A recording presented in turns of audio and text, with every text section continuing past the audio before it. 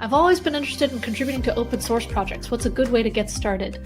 Love that question because there's so many good ways to get started. You could get started by just helping triage issues. So many open source projects have issues where the maintainers, they don't know if it's a real bug or not. A lot of repositories also have what are called good first issues. Home Assistant is this cool open source org. In Home Assistant, look at that. They have 2.9K issues. Do you see that? They have so many labels. That's amazing. Good first issue. Aha! They've already got some here where it's like, this is a good first issue for you to take on and fix. And also generally just thinking, what are some projects that I use, that I care about, that I might be able to help with? The Developer Party of the Year is back. GitHub Universe lands in San Francisco and online October 28 through 29. Expect workshops, panels, demos, networking with your open source heroes, and a wonderland of interactive fun. Super early bird tickets are now available until July 8th because who doesn't love a good deal and a great excuse to mingle with fellow builders?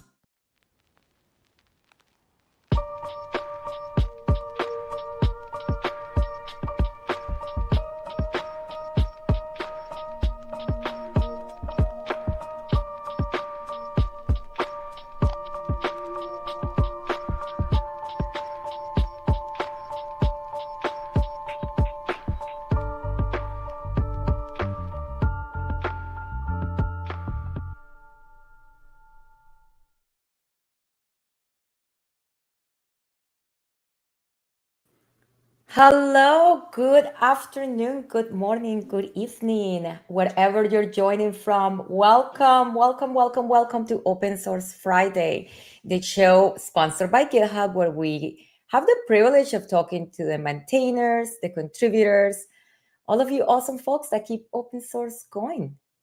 Welcome. My name is Andrea Griffiths, a la Colombia dev in all places, and I am so excited to be here. I'm selfishly had a mini conversation with our guest before we started because I'm going to be speaking at a conference next week and I want to use this. So I was asking him to solve my problems, but now he's here to solve all of yours. Today we are super thrilled because we're talking about something that is, I swear, regardless whether if you're in DevRel, if you're in any type of engineer, developer, programmer, product manager, regardless. Excuse Wilson, he's having a fit today. I hope his barking is not too loud. At some point, you're gonna have to do a presentation. You're gonna have to show a demo. If you are a nervous live coder like I am, it's absolutely terrifying when you're on a stage and you're kind of hoping things go right. And then especially live. So this tool comes in super handy for all those things. I remember back in the day, I used to use something called DexSet. We live in Markdown. Most of our documentation, everything we write is in Markdown. Most of us are usually in VS Code. So this is like the perfect marriage of everything that makes that type of presentation awesome in one place. So I am so delighted to have our guest today.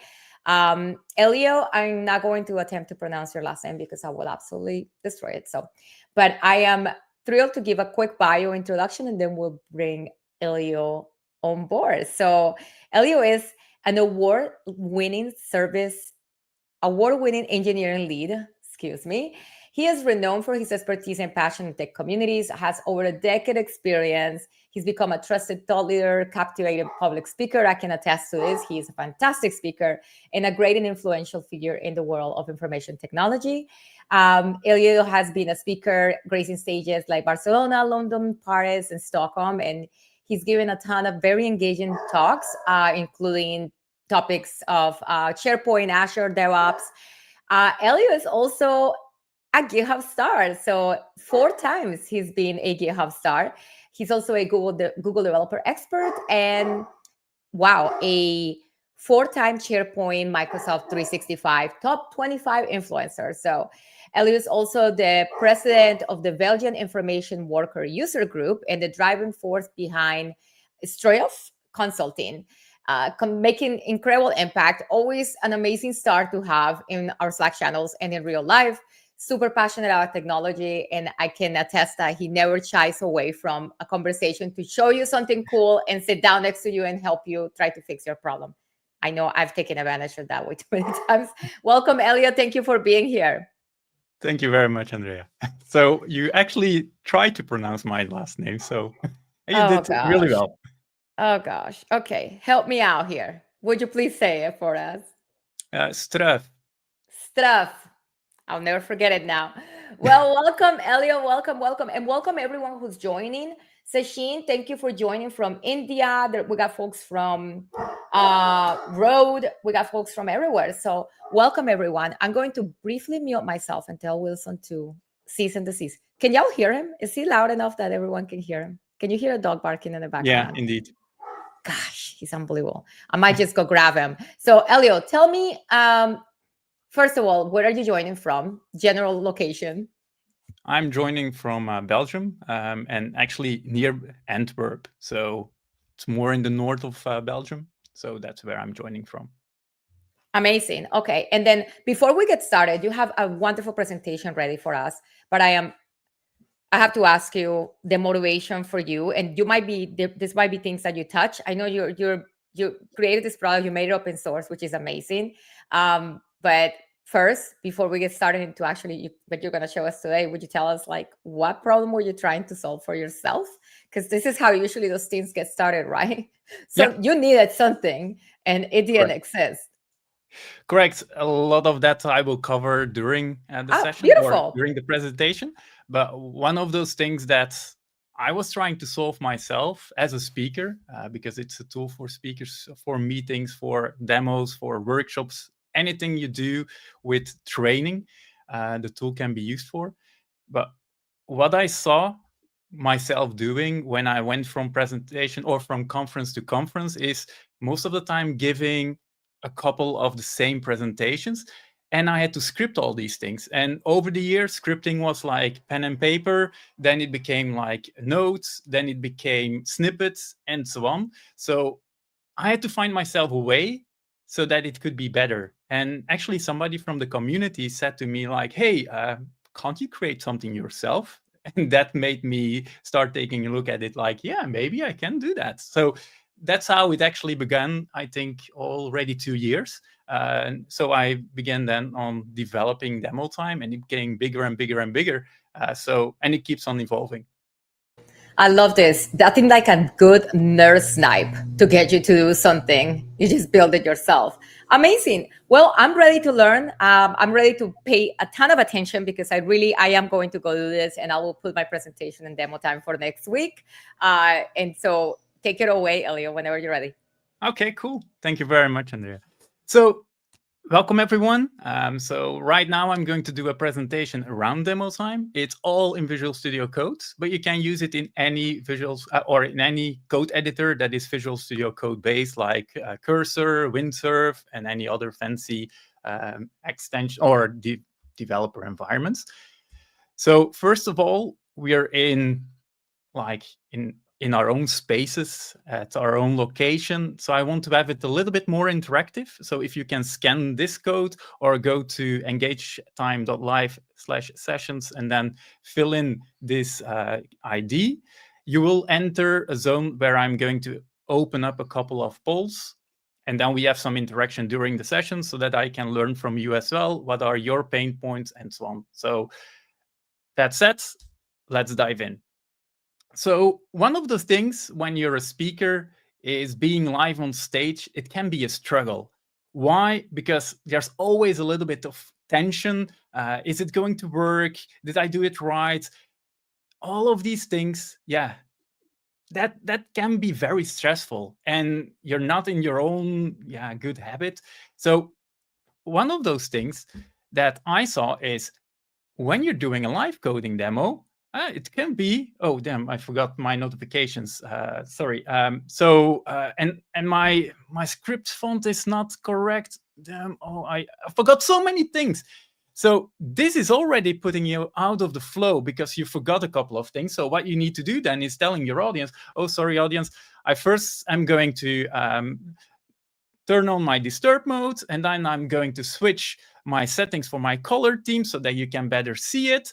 And then I'm going to increase my font. Okay, now it's perfect. Now we can all start. So these things are typical things that I still see at some conferences where speakers just forget to do all these things. And all of that can already be prepared straight from the beginning when you're doing your talk. Now, if this kind of thing happens, you're already out of your own focus. So all of a sudden, you were like, I'm going to say this and this and this, but you had to pause and go back and trying to solve the thing and probably making some fun. And yeah, I see a comment coming in, like, can you zoom in? These kind of things, these happen indeed.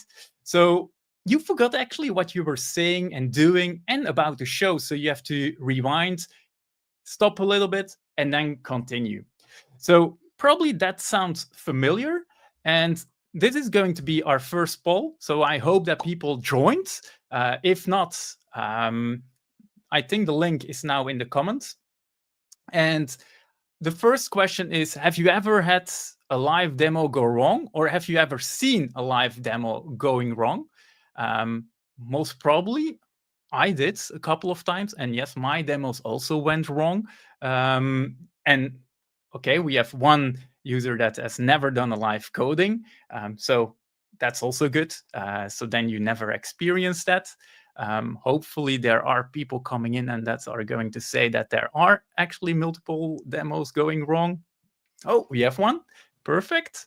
That was probably me all the time. Oh, okay. So you had one demo going wrong.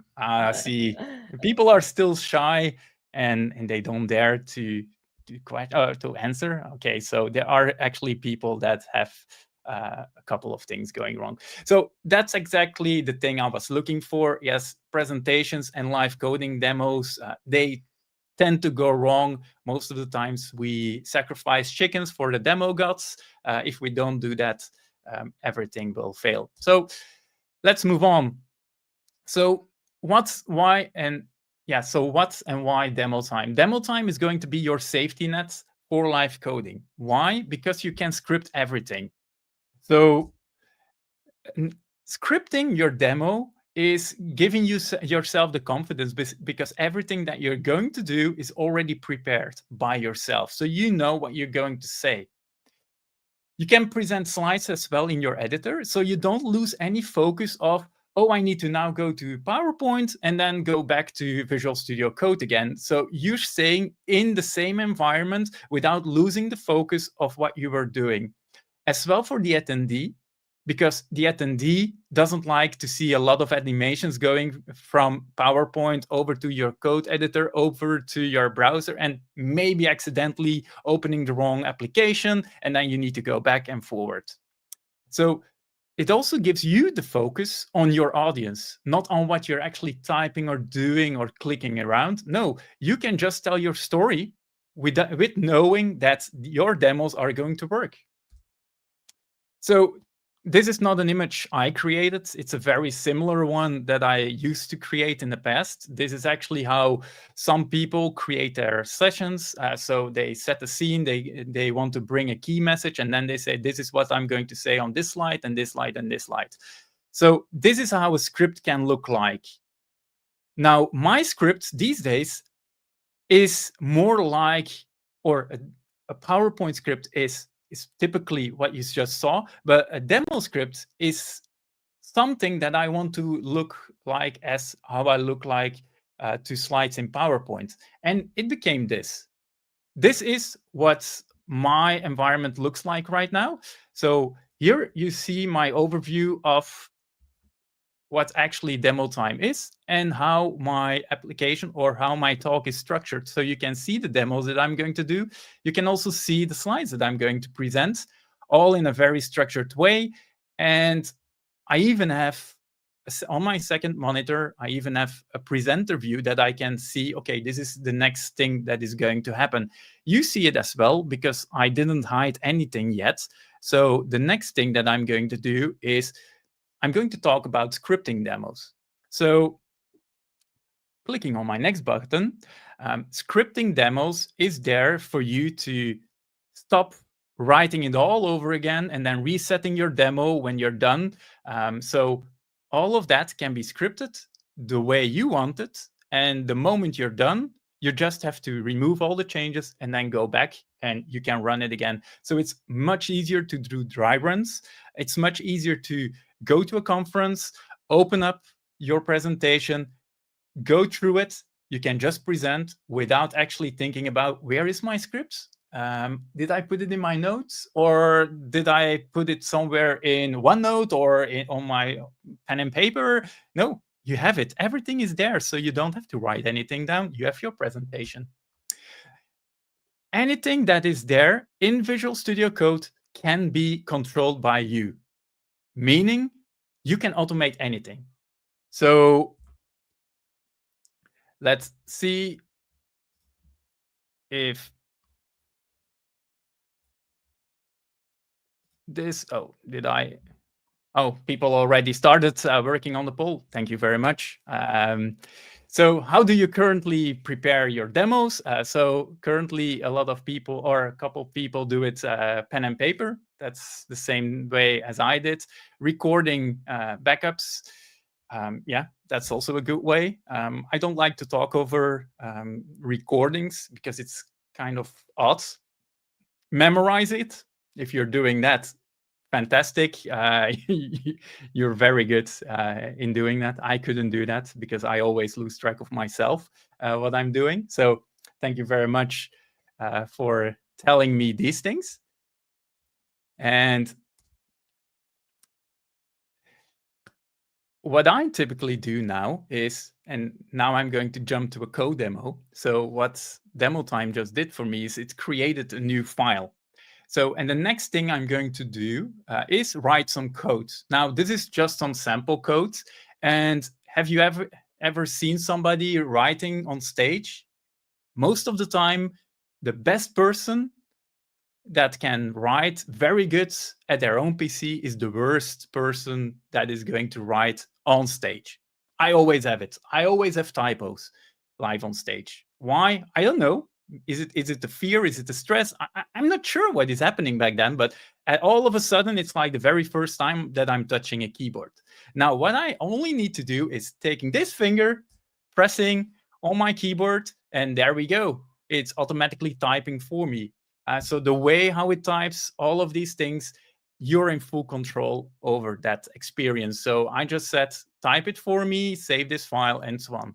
Another thing is what we try to do during a session is explaining code. And then some of the presenters go like this. Oh, you see these lines? These are very important. No, now we only have to do this. We just say, hey, these are the lines that I want to talk about. And you see that some of the lines underneath it are blurred. All of that can be configured by you. So you can just say, this is how I want to have my highlighting experience popping up. And then you can set the opacity, you can set the blurring effect, and so on to the other lines. So everyone is now focusing on this part of the code and not the rest, because it's going to show this. I can also do it for another part. So I can just say, hey, unhighlight this and go to another highlighting. So that's something that can be done. So with automation, make you confident in presenting more. What do you think? Or what's your choice? So yes, definitely. Okay. So I think people understand that these kind of tools make it a lot easier. So let's continue. So demo time is not just about code. I already mentioned that demo time is more than code alone, as I'm already presenting slides. But as I said, you can do anything that you can do within Visual Studio Code can be done within demo time. So you can automate anything that you see over here. So what I'm going to do now is I'm going to open the command prompt or command palette and do a couple of things. But in this case, I'm not going to do it myself. I'm going to let demo time do it for me. And just to show you that I'm not cheating, if I press next,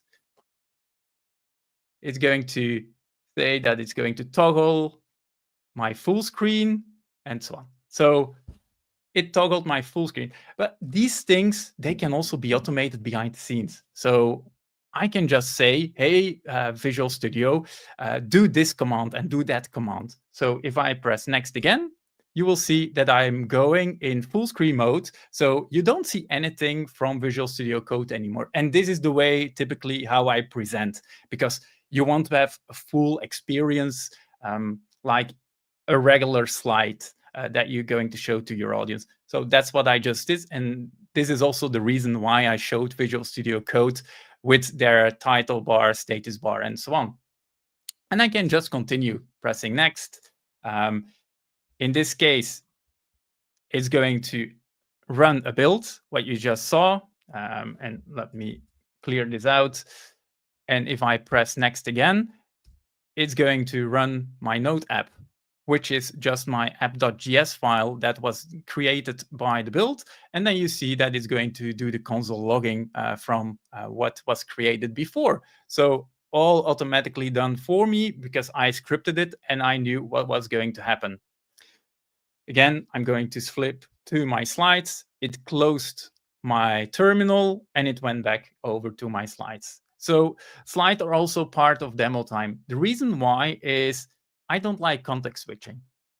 And the very first time that I created demo time, I was still using PowerPoint, and then I saw myself flipping from PowerPoint over to demo time. These days in PowerPoint, you also have an add-in called demo time, which you can couple together. And then you can automatically start a demo from PowerPoint. And there's also an open PowerPoint, open Keynote command or action that is going back to Keynote or PowerPoint. So if you still want to use PowerPoint, you can do it. But one of the reasons is I want to stay within my editor. Slides are created as Markdown. I love Markdown. It's very easy. You have full control over it. And also the theming over here. This is a theme that I just created this morning to make sure that it fits the GitHub brand. I got some inspiration from the GitHub changelog. So very nice website. And there I took some images, I took the fonts and so on to make sure that it looks familiar. So what does this slide look like? This is what the slide actually looks behind the scenes. So it's just a layout, and the layout that I used for this slide is a section. And on the slide itself, there's only one header tag. These slides are not are also part of demo time. Not why not? So are also part of demo time. So that's actually the same slide, but the source of that slide that is being used. Now, I always talk about the speaker and the speaker experience because, one, this is a tool for speakers, but it's also very important when you're in the audience as an attendee that you gain some benefit from it. And the benefit one is that your speaker is fully focused on what they are doing, they are presenting. They don't lose the focus, they can talk, and they can even present even more because when you're typing, it's going slower than when you prepared your code. So it's a lot easier to let the talking be done for you automatically and you talk through it so that when mistakes happen, you don't have to explain why it happened or you don't have to figure it out. Because sometimes when you do a typo and you build it, most of the time when it fails, there's somebody in the audience that already knows where it failed, and then you have to look it up for yourself. And if that person is shy, they won't tell you. So then you're like, damn, let's continue. I don't know what worked or why it failed, but let's continue to the other demo. And then in your head, you're still like, damn. But after this presentation, what I can give you is a repository URL. And this repository URL is the whole presentation. The nice thing about this is that a presentation now becomes something tangible that you can give to somebody and they can go through it at their own pace. So you can learn at your own computer with the same slides, and you don't have to write anything down anymore during your presentation. You can just keep on looking through the presentation, get everything in, and being sure that what I'm going to give you is something that you can try out yourself as well.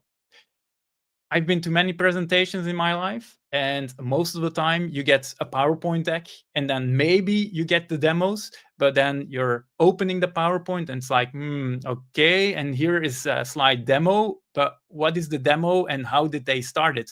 Now you just have it. So it's all at your fingertips, so you can just go through it. So attendees can explore it at their own pace. Very good. At the end of the session, I'm going to share one link. So if you already joined Engage Time, there's also the link there. I think Andrea is also going to share them, but here in the slide deck, there will also be there. And this is actually the URL. So if you go to this URL, you don't have to do it right now. That's the repository, and then you will find everything. So what you can do now is, if you download it, open Visual Studio Code, install demo time, and normally it's going to ask you to install it, but if it doesn't do it, you can install it manually. You can see inside your Explorer. It will be down under here. For me, it's somewhere else because I dragged it out, but there will be demo time, and then you can start clicking, and it will automatically open the slides and all of that thing. So you, as a speaker, just focus on the content, on presenting. You, as an attendee, can just focus on the content that is presented to you and learn at the end of the session or the next day when you are home and saying, okay, now I have time to walk through it on my own. So if you were in the audience, would you download and try to reuse the demos afterwards? So there are already 5 people that are saying absolutely. I love to see this because this is also the reason why I started to create it, to making sure that you have a very good experience, not during the session or during the session and also after the session. So thank you for filling in that survey. So what about the configuration? Yeah, that's a good question. So one of those things is whenever you're going to script, you need to code. And this is something that I did in the past. So in the past, I said everything needs to be coded, and you can still do that. But nowadays, there's a configuration editor. And the configuration editor is made for you to make it a lot easier to do whatever you want during your demo. So in this case, this is my configuration editor for my YAML file. Every demo can be either a YAML file or can be a JSON file. It's up to you. And every demo consists of a title. There are demos in it. So here are the demos. And let's say that I'm going to go to the open config. This is just some information. And there are steps. And every demo can consist of multiple steps that are going to run sequentially. Meaning, if you want to create a file and add some content to the file, these are 2 steps, but they can run in one single demo. So create it, open it, and you can talk about it. So you will see here at ND, I'm going to set a theme. I'm going to start Engage Time poll, and I'm going to open my slides. So multiple steps all at the same time. And so you don't see these things, but if I'm going from code over to a slide, I'm flipping the theme because I like to have a dark theme for my slides so that everything in my slide is using the dark theme. So that's why I'm going to say over here, set the theme to demo time dark. if I'm going to go and let's say that I want to add content. No, write some code over here. Over here, I say set the theme to demo time light, because I want to make sure that I'm going to show everything in a nice UI, in a nice light theme. So where was I? Over here, open configuration. Yeah. So over here, I just specified open, which is an action, and there are a lot of actions already present. So there are even Copilot actions. So you can open Copilot. There you can say, I want to ask Copilot chat something. All of these things can be done. So if we say, and I didn't prepare this, so let's I'm glad. No, we get to see it in action, because actually that was one of the questions in the chat. What does it feel like when you're doing this configuration? Like, okay, yeah, cool.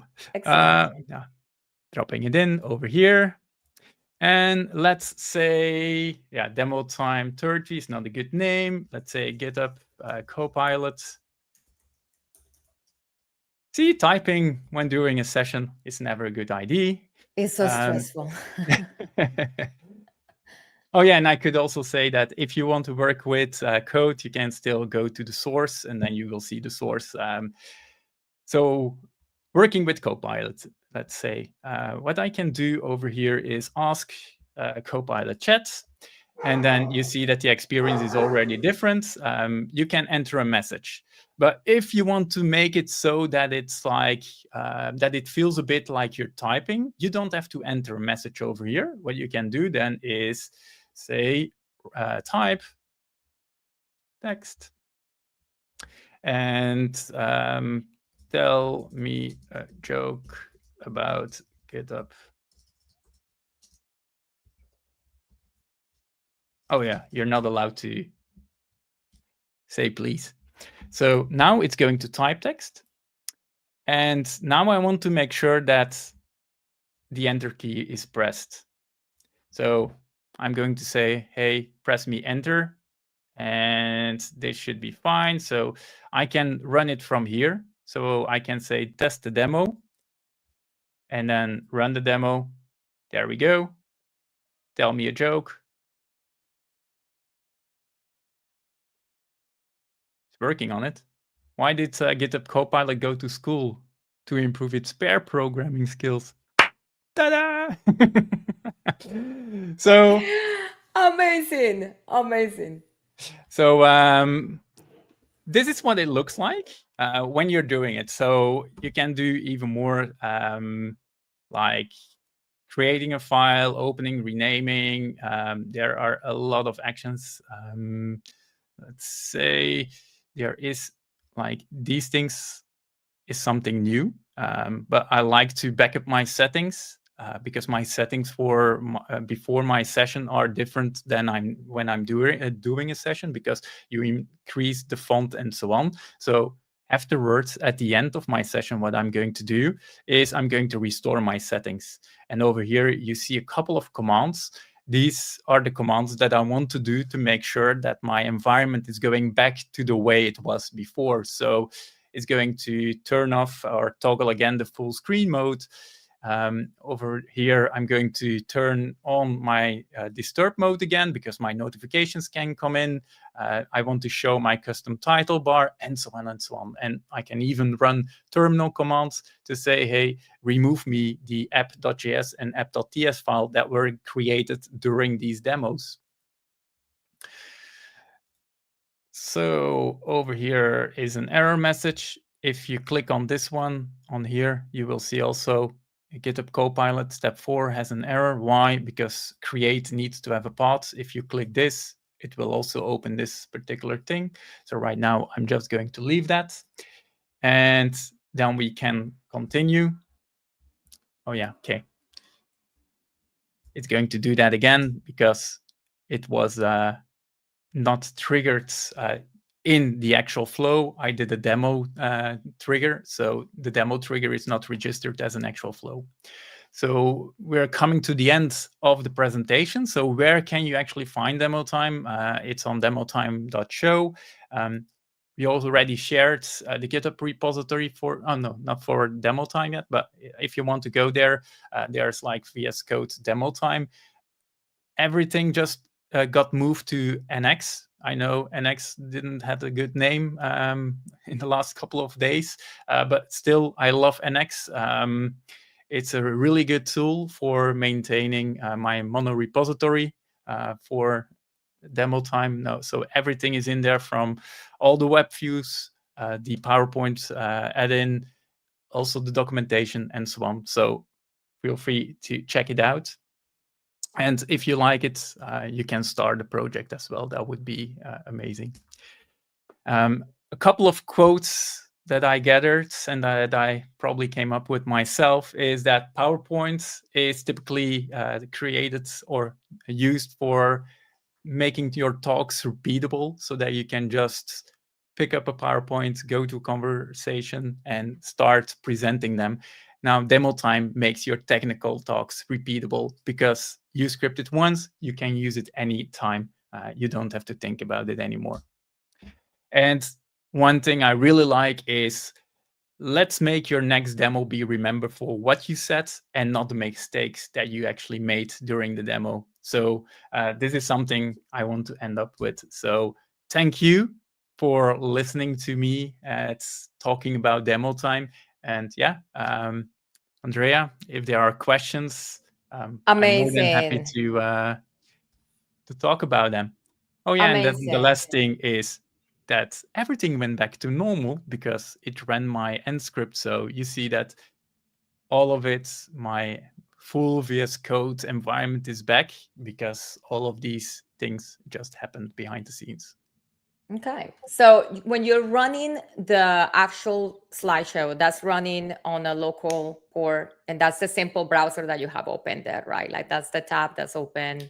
No. The simple browser is actually the one that was is for going the to poll. open Engage Time.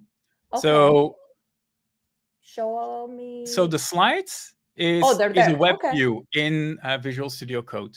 Got it. In Visual Studio Code, you can create web views. So the overview is a web view.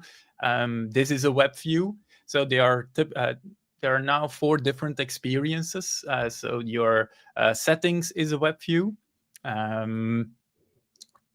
So settings, your config editor, your preview for the slides, and the overview. So 4 different web views that are there. So you don't run any local server.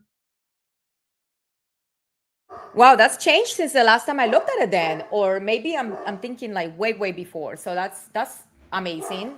And I'm gonna leave you here for just one moment while I go grab this guilty person that you can hear in the background. I'll be right back.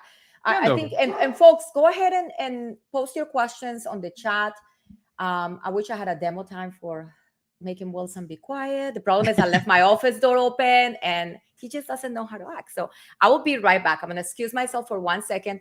Elio, can you tell us where you're going to be next? Are you going to be speaking now at Demo Time in any conferences? And I'll be right back. Yeah, sure. So right now, I'm not going to speak about Demo Time at the conferences. I will always use Demo Time during my talks, but yeah, it's very hard to do a session about the product for conferences, unfortunately. So that's something I'm not doing. But yeah, presenting with Demo Time everywhere. Sure. Yeah. Amazing. Okay, cool. And if I wanted to try it, so one way to try it would be to obviously like use this repo that you so generously set up with a presentation, so I can like literally run through the same flow. But then, are there templates? Like, are people? I feel like, were there templates that were already preset, or So if you're going to install it, and let's close everything down. If you're going to install it,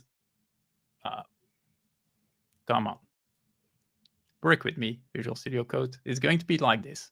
Okay. So this is how Visual Studio Code will show Demo Time. So it will be here, and there will be an initialize button. by default. If you click the initialize button, it's somewhat the same experience as you have over here with create new demo file. It's going to ask you, do you want to create a new file? Do you want to create it from a sample? And there are two samples, one a very simple one, and then another one where some team updates, highlighting, and so on is there. So let's say sample 1 is going to be taken. So it's going to create it for you. Okay. And over here, you see this one. And then what is in there? It's first going to show a slide. Open the slide. This is the information slide. Then it's going to open a code file. It's going to do some highlighting, and highlighting can be done on very different ways. It can be either by position, and you can do it line by line, or you can use placeholders. So in your code, if you have a line with a comment, or if you have like a function name that you want to use, you can also use these things. You can also set a zoom level. So by default, very cool. If I'm going to run this, let's say highlight code. So right now it's not having a zoom level. And if you accidentally remove the highlighting, you can click on these things again. So if I click on the pink one, it's going to highlight it. But what happens if I'm going to do this? I'm going to say, zoom in 5 times. You see that the font is already bigger. If I click next to it or away from it, it's going to go back. If I click on this one again, it's going to zoom in. So this is what zooming can do. And this is also something you can pre-configure on beforehand, so that you don't have to think about, how did I zoom in again? No, this is something you can do by yourself. If there is something inside the code that you want to highlight, like you have a question, you can either do it like this, which is 1, or 2. If you click on this yellow one, it's going to highlight this 2. If in your settings there is like, let me think how I can do this, because one of those things that I don't want to show is my key. Good point. Okay, my key is there. So then I'm going to change this afterwards. No problem. But there is like some settings that can be preset. And I'm going to look at this. Here, the zoom level. If you always want to use a zoom level like 5, you can save this. If you go back to here, this file, and I would say do this, it's automatically going to zoom as well. Gotcha.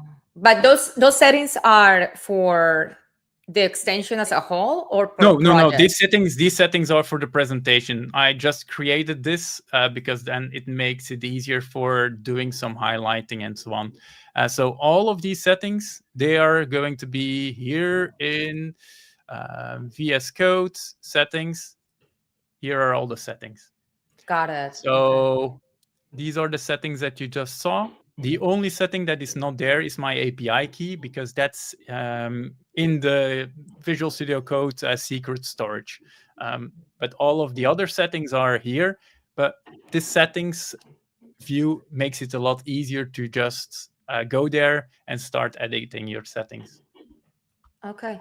And so if I have a project and I want to use, and I think I'm hearing myself backwards. If you could, I'm going to mute you for just a moment, because I think it's because there is no headphones. So if I have a project and I want to share the presentation within my repo, like say like right now, I got this little scanner read and go, and I want to present it using demo time, then this will live inside that repository, or okay. But it wouldn't be part of the actual, it would live in the repository, but it wouldn't be part actually of the actual code. It would just be like a folder. What does it look like when you do that? Could you show us one of the maybe more technical ones that you've done for your own demos, like outside of this, just so I can like wrap my brain around that, because I think that's where I'm a bit stuck. And folks, if you have questions, please let's take advantage of Elio being here, not just my questions. So Okay, sorry. So you want to know what the presentation looks like with another code base. Let me find one. I was not prepared for this. Let's see. Is this a good one? I don't think this is. Yeah, this can be a good one. So in this case, no, this is not a good one. No, this is not the one that I was looking for. Let me go here. I can remove your screen for a bit if you want to find it, and then just tell me when you're ready to share. And I'm sorry to throw this at you. No, I just need to. But I do want to see it. This is not my conference laptop or device, so I need to check which of these things I have at hand. For sure. And then while you're doing that, I'm going to take a look through the chat and see if there are any questions. We also need to talk about how people can contribute to the project because, folks, this is open source. So, yeah. Correct.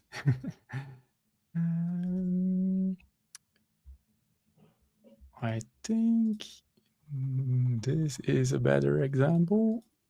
And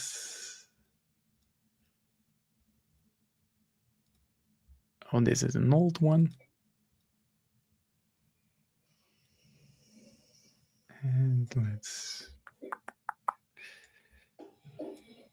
And it's totally fine if you don't have one handy, Elio. No, I have one. You on the spot. Okay, perfect. Are you okay for me to share now? Yeah. All right. So this is a presentation that I did a long time ago with, I think it was around, oh yeah, this is still using a simple browser.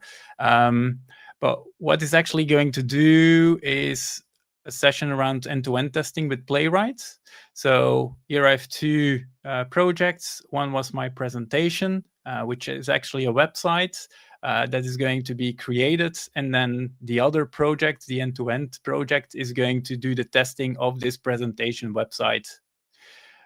So both of these things are two code projects that are connected to each other. But yeah, one of the things that I was presenting was how you can go from your code over to our products on Microsoft 365 with 2FA authentication, so that you can test this out on Microsoft 365. That's why it's Playwright to factor authentication testing. So there was a session around that. And then the demos, they just live at the root of your project. So the moment it discovers something, then you can actually see this in your demo time, and then you can click on it, open the Power app in this case. And I think this is going to open your browser because it needs to go to Power Apps, and so on and so on. So all of these things, they can live within your project, and this is what it can look like. So all of your demos live in a .demo folder. And you see over here, you have multiple demo files. So this is also the way it goes. So, sometimes I split everything up in multiple modules to make it easier, to make it smaller. But also, if I say I'm going to do this presentation again for another company, I can just copy this block and I put it somewhere else in another presentation. That way I can reuse it without actually recreating it myself again. Oh, that's perfect. Okay, this is awesome. I think that was part of the bit that I was stuck in my brain of what that directory looked like. So thank you for taking the time of finding one and sharing it. That's super helpful. There was a question in the chat about possible extensions and plugins for demo time. What are you thinking in terms of that? I know that, well, the PowerPoint plugin, that is a plugin that already exists, right? Yeah, I love to chat about these kind of plugins. So one of the things is somebody from the community is already trying to create an extension for Chrome in order to go to Chrome, go back to Chrome, and so on, and open the right tab in Chrome, and so on. So that is one thing that is currently being worked on. So that's a really good thing. Any other possibilities? Yeah, feel free to hit me on the issue list from Demo Time, and I'm more than happy to talk about it. So the possibilities are endless. Okay, so if you do have an idea, definitely check out the guide to contribute on the repo, and then open an issue. I believe that's probably the path. And then if you have a problem or an idea for a plugin that could help you make your own presentations better, then do it. Submit it. That way other people can use it too. That's very, very cool. Yeah, I also see a question around Demo Time. Is it available for Android Studio? Yes. I had that question already for, is it available for Visual Studio or for JetBrains and stuff? Right now it isn't. So why? Because I don't use these tools, so I don't know how to start developing for these tools. So yeah, Visual Studio Code is the editor that I mostly use, or yeah, actually the only editor that I'm using. The other editors, I'm just testing them out to see how they work. But yeah, right now there isn't any plans for that. Okay, very cool though. But listen, I mean, for the purpose of presentations, like Visual Studio Code is pretty great. And now with the extension in, like, give it a try. Is my point. If you haven't tried Visual Studio Code in a while, definitely give it a try. Okay, what else you have in the roadmap for Demo Time? Like, what's the next things that you're gonna be adding? I feel like I've talked to you about this. Like, I think it was not even 3 months ago, and it looks completely different. Like, you have added so much in such a short period. What else are you working on? Yeah, one of those things is this overview is still brand new. So it's created this week because I was in a car ride, and all of a sudden I had the idea of I need to find myself a way in order to know in order to see the whole scripts of my presentation. So that's what I came up with. There are a couple of people that I contacted to make sure, hey, is this something that I only need? Apparently not. Something else that I wanted to plug into the plugin section is if you're doing slides, you can also create your own web components. So you can have web components during your slides. If there are useful web components, feel free to contribute them because we can actually integrate them then. There are a couple of them already available, like a rectangle and a circle and an arrow and so on. But yeah, feel free to come up with other suggestions. Are there more things on the roadmap right now? I would love to have a better experience for PowerPoint to come to Demo Time.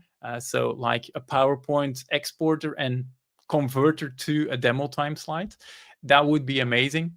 So if you have experience with that, yeah, feel free to let me know, and then we can see how we can work on it. I want to create a snippets gallery as well, because you can create snippets. Like snippets are reusable steps, but then you can create your own snippets or scripts and so on that you can share with others in order to do a couple of things. So that would be very beneficial. Other things, I think, just create issues on the ideas that you have on how to make it easier for you. Also just testing it. And one of those things is I would love to have a dashboard for the whole engage time thing that you just saw, to have a Q&A section in there as well. Can you tell us a little bit about that? Because that's not part of Demo Time, but it is your product as well. But this is something that you also just shipped. Elio, when did you have time to do anything?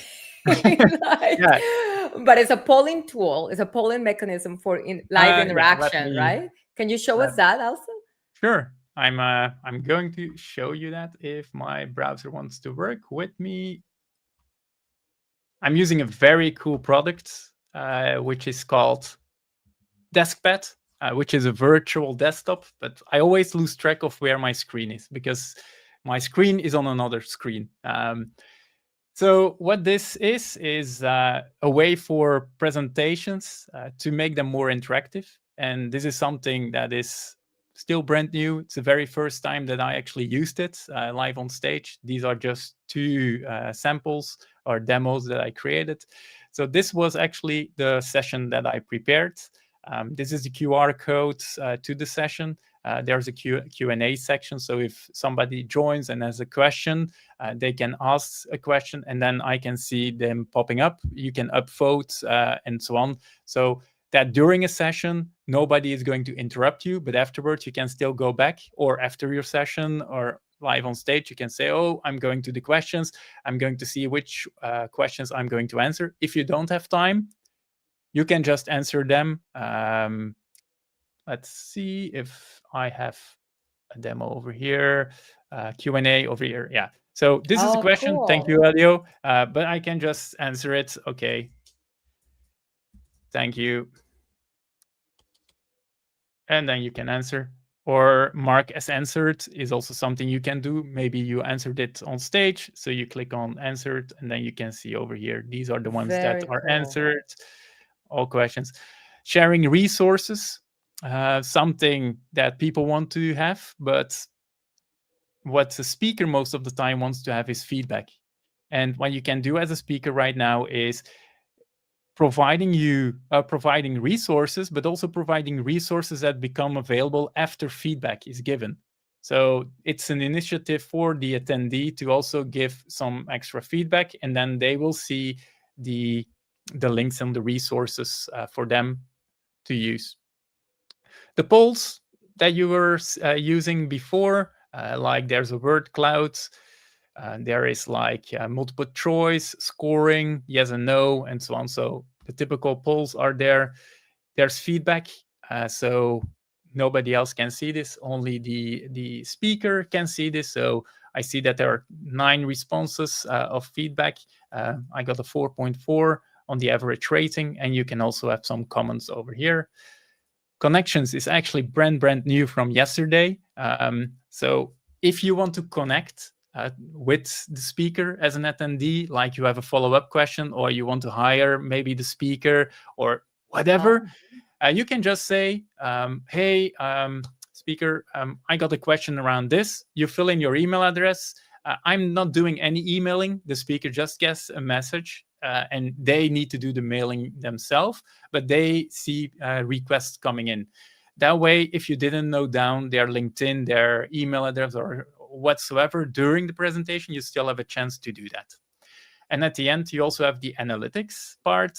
I can see for this sample, there were 8 attendees entered, and the overall engagement is 88%. Why? Because only 7 out of the 8 did something during the presentation. Could be that they just entered to view, but here you can see 2 participants did Q&A.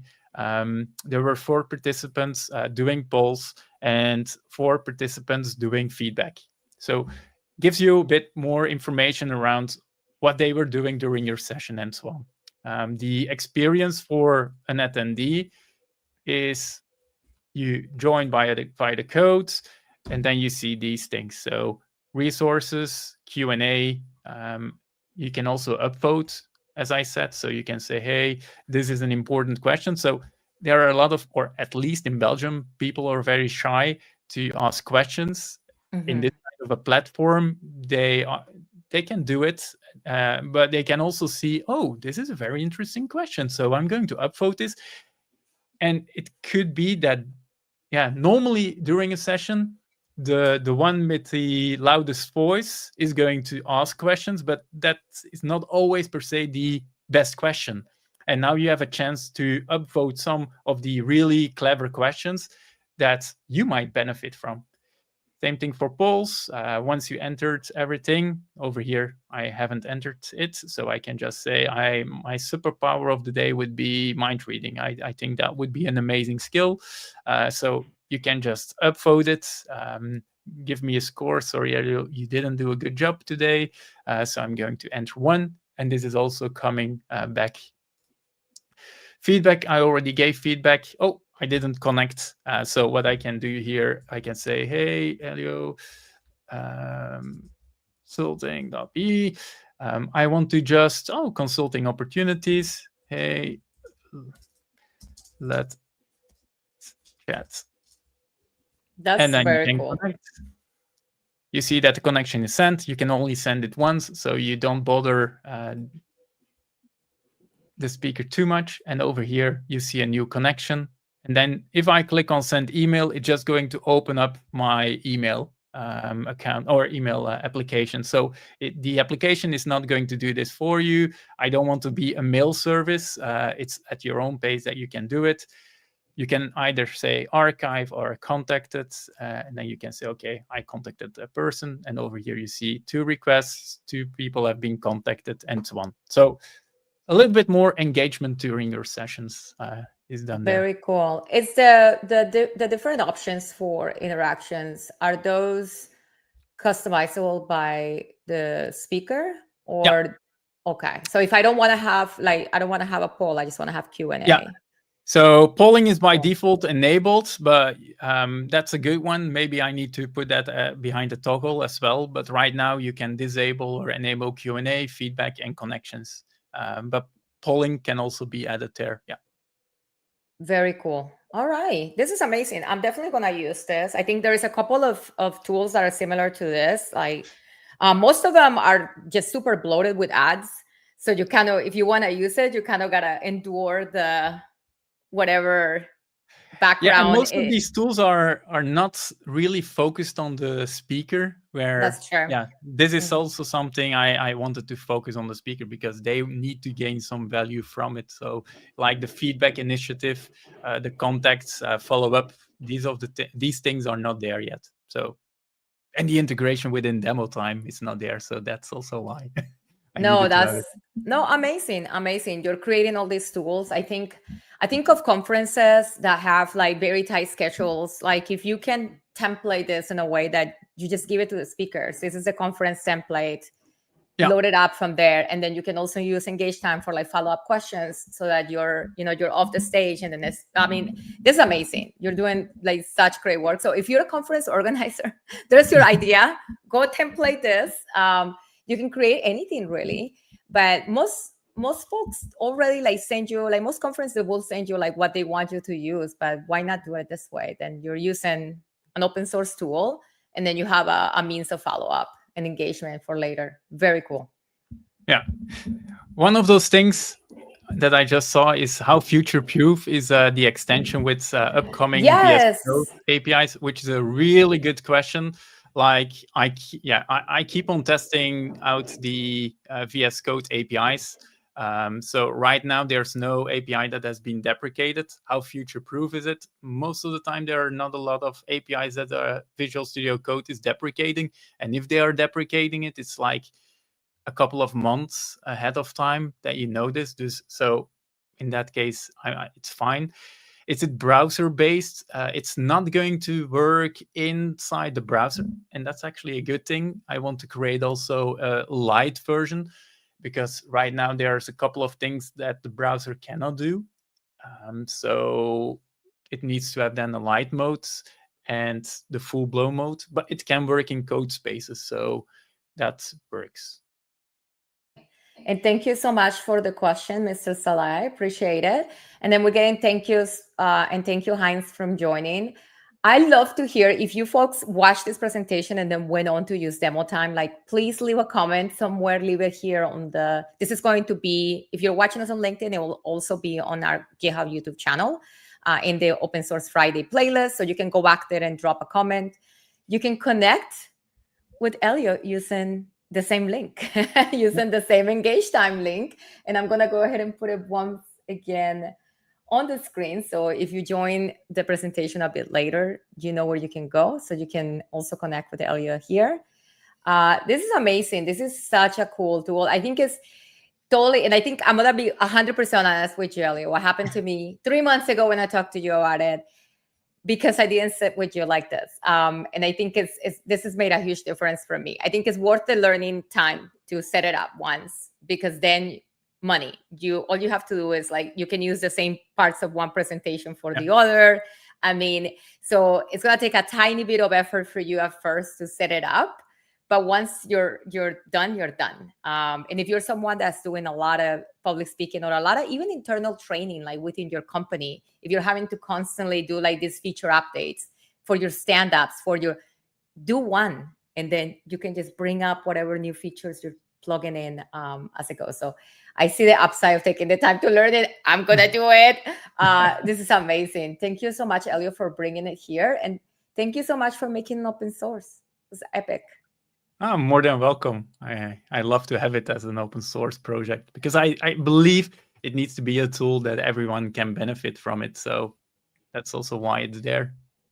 Amazing. So folks, don't forget to go by the repo, leave a star if you have not done that yet. Please go ahead and leave a star. You can connect with Elio either via the application that we shared earlier with the Engage Time live session, or you can also connect with Elio on X. You can follow him on X, and LinkedIn, I believe, is another place where you're quite active. But this has been amazing. I mean, I'm excited. I think, listen, folks, with like things like GitHub Universe coming up, like a big stage for you to be stressing out about typing the wrong thing. This happens to me all the time. I do get super nervous, and I'm like, I always apologize before I start doing any kind of coding like that, because I'm like, you're gonna see misspellings, you're gonna see, well, that's a minute of time that I don't need to waste, and it's a minute of time that distracts from what my point is trying to get across. So this is gonna be cool. This is gonna be really cool. Thank you so much, Elio. Appreciate you being here today. Thank you for having me. It's amazing. And okay, well, we're getting some thank yous on the chat, and then some feature requests to extend it to Android Studio too. Listen, folks who are Android Studio and other IDEs, like if this is your worlds and you want to invest in something that you know is gonna be good for you, but also for the community, this might be the project. So go ahead and go for it. And then for those of you who've joined us for the first time on Open Source Friday, we're here every Friday. So all you gotta do is tune in at 1 p.m. Eastern and take a look at the open source projects that are moving the world. Next week, we're gonna have an AI, I think it's a new data company with a new data project. And I'll be happy to share the issue. And then also, folks, if you have a project that you want to share, definitely go by our repo and leave us a message. Next week, we have guardrails.ai. I'll drop it in the comments. Thank you all so much for bearing with me and my absolutely insane deranged animal. I'm going to show his chain. Where is he? Oh, he's finally quiet. He's finally quiet in the corner now after causing an absolute ruckus. That will teach me to leave my door open. But Elio, this is amazing. Thank you so much for being here. And then we'll see you next time. I feel like I have to have you again, I don't know, before the end of the year, because who knows what other things you would have added to demo time by then. Always happy to join. So you created a whole different project in between the time and added like 15 different features. So I'm excited to see what this is going to look like at the end of the year. So thank you so much.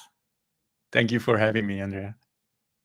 How cool is that? I mean, listen, even if you are not a public speaker, like let's say this is not the world you live in, at some point you're going to have to show an idea to someone. And if the idea involves coding or any kind of scripting or anything that can be automated, that's only going to make you look better. Like how amazingly prepared. So many wow moments, the zooming in, the opacity, like you no longer have to be like, oh, let me zoom in, or, you know, all these things that especially like presentations. Listen, folks, we're in an era where like our attention span is like 0. So if you have 20 minutes for a presentation and you're spending 5 with all of these interactions, oh, let me zoom in here. Oh, it's not on dark mode. Let me switch it to light mode so you can actually see it.